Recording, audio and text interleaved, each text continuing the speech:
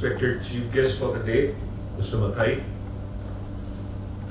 our own IPER alumnus, guest of honor, Mr. Manish Dubey,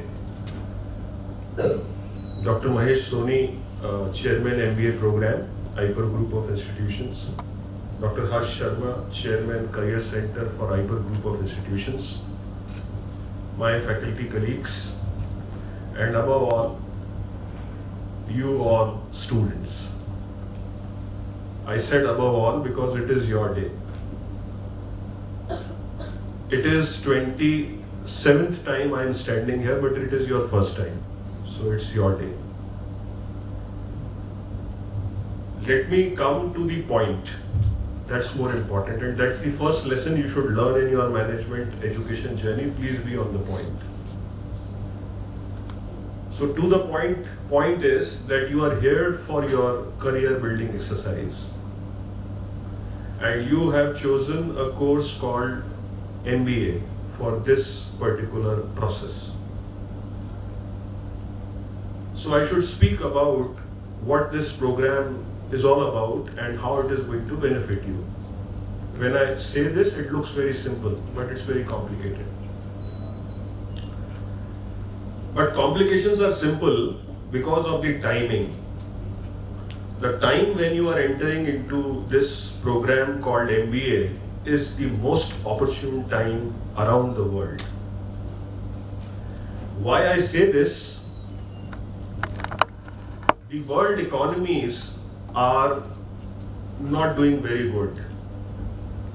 You take any continent of the world, you won't see the expected growth in their economy as the desired growth is. India is the only place which is outperforming the growth expectations. And this GDP growth is meant for you. Simple economics says GDP growth is because of growth in businesses. GDP can only grow when there is growth in businesses. And you have opted for a course which will help you to do business or to work for the business. So there is a direct and proportionate relationship between the world economic growth, the Indian economic growth, and your career growth. No business is going to result in growth until and unless they don't have the skilled manpower. And MBA is that skilling course which prepares you to work in the businesses around the world. So whatever sectors are growing, whatever sectors are not growing, there is only one profession which will always be there, and that is management of the sectors. And you will be doing that. Why I am saying opportune time? Because my fellow chief guest for the day, Mr. Shiru Mathai, he is from the industry. Manish Dubey, Mr. Manish Dubey will also agree with me. The biggest problem for them in the corporate is not the growth, not the opportunities, but the right fitment to that opportunity and growth. And that fitment is you. We will give you a new vision of looking at your future. I directly align that because my friend is also from finance background, so he will understand what I am saying, and later you will also understand. It's not the GDP growth which should be seen now. It's only the GST growth which you should see. If your GST is growing, your career will grow. It's a direct proportionate relationship. Now, this is something unique I'm telling you on the day one. Now, whenever you see the data of GST collection of your country, give a clap to that because that is your career shaping. It is the barometer of direct growth measurement. There might be contradictions whether the GDP of the world economy or Indian economy is growing or not, but there is no contradiction on the actual amount collected by Government of India as GST. If you will see, I thought that I will avoid giving more figures on day one because it will, make you a little difficult and give you an anxiety, but still there are certain figures which you should know. The union budget of your country is 50 lakh crores. That's the annual expenditure which the government does. And when government does an expenditure of 50 lakh crores, the countrymen, the Indians, make the annual national income or GDP of rupees around 350 lakh crores. That is 7 times of the government expenditure. Why this is important? Because few years back, if I go back 5 years earlier, your annual budget expenditure was only 25 lakh crores around. It has doubled in last 5 years.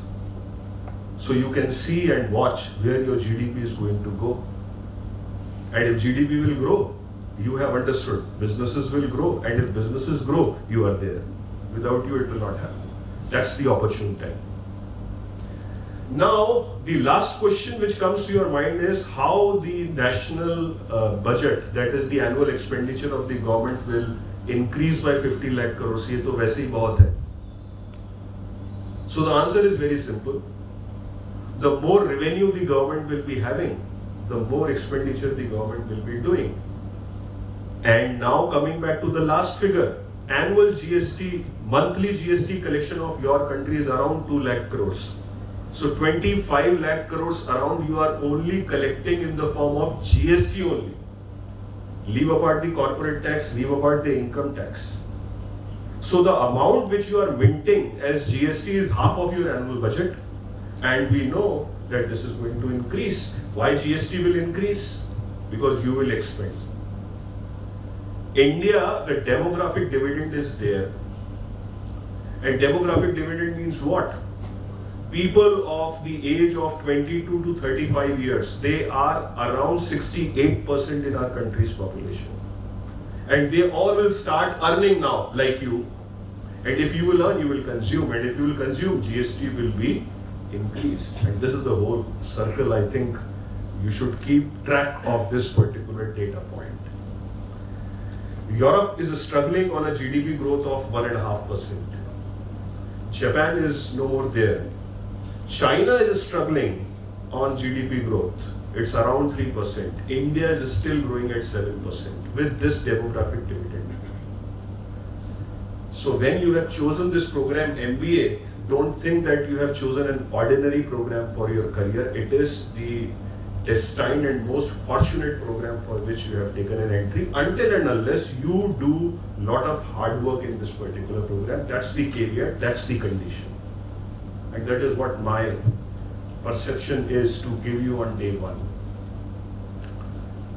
Because Honorable Vice Chancellor agreed to be here on the dais, but because of certain commitments and urgent meeting at the Secretariat called by the Minister, he has to rush there. So he will be coming very shortly to talk to you sometime today or tomorrow.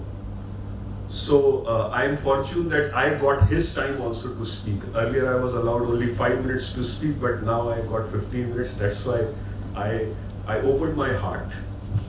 There is only one love which you should do, loving your own economy. Rest everything will fall in place. If you start loving your economy, rest everything will fall in place. Because if you will love economy, you will love your profession. If you love your profession, you will put in hard work. Let me tell you about IPER's role in this.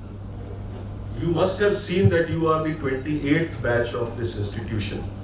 So one point is clear, that your experience is first time, our experience is 20th time. So this is the right place for you. The faculty team, the resources which are available in these institutions are more than sufficient to take care of your career. I am very happy when I requested Mr. Mathai to be here on the day one. I was not very sure that he will agree to be here, because a person like him and of his stature, it's very difficult for him to travel for this particular reason to this state. But then also it was his modesty that when I spoke to him regarding coming on this particular session, I think it took only 5 to 6 seconds when he said, yes, I'll be there, because it's my moral duty also to meet the young brigade who is going to serve him in future.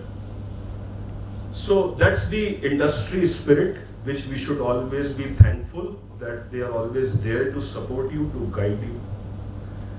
Your alumnus, Mr. Manish Dubey, when we spoke to him, he said that again, it's my home, it's my family, it's my duty to guide you on the day one. And that's the reason why he is here today. Of course, he has joined virtually. And I should be very, very thankful to Chaitanya Shiksha Samiti, the parent body of IPER, who has given this beautiful institution to all of us. Without them, it would not have been possible that we would have been talking to you all here.